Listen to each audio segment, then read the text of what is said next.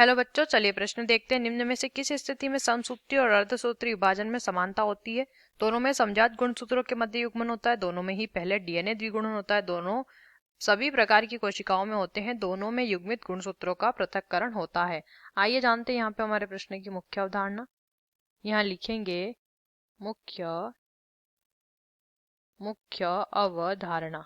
मुख्य अवधारणा, हमारे प्रश्न की मुख्य अवधारणा यहाँ पर संबंधित है। हमें बताना है कि कौन सी ऐसी स्थिति है यहाँ पर जो कि समसूत्री समसूत्री व अर्धसूत्री विभाजन में यहाँ पे क्या दर्शा रही है? समानता दर्शा रही है। दोनों विभाजन के बारे में प्रश्न दिया है। समसूत्री विभाजन की अगर बात करते हैं तो यहाँ पे कोशिका विभाजन की, यहाँ पे ये दोनों विधियां हैं, ये दोनों प्रकार हैं कोशिका विभाजन के। कोशिका विभाजन में जब एक एक पेत्रक कोशिका से दो संतति कोशिका का निर्माण होता है, वहां समसूत्री विभाजन होता है। और जब एक पेत्रक कोशिका से चार संतति कोशिका का निर्माण होता है, वहां अर्धसूत्री विभाजन होता है। समसूत्री विभाजन द्वारा निर्मित संतति जो होती है वो द्विगुणित गुणसूत्र वाली होती है, यानी द्विगुणित अवस्था में होती है।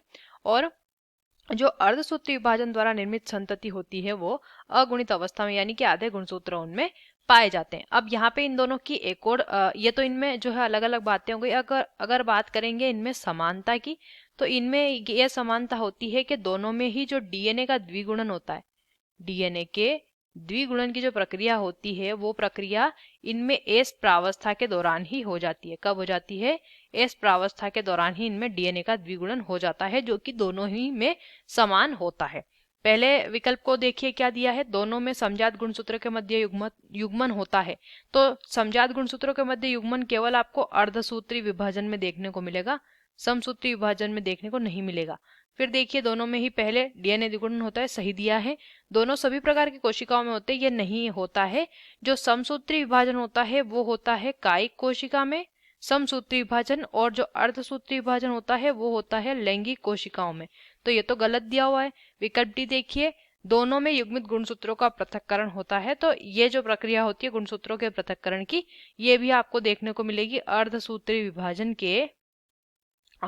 विभाजन के एनाफेज प्रथम में।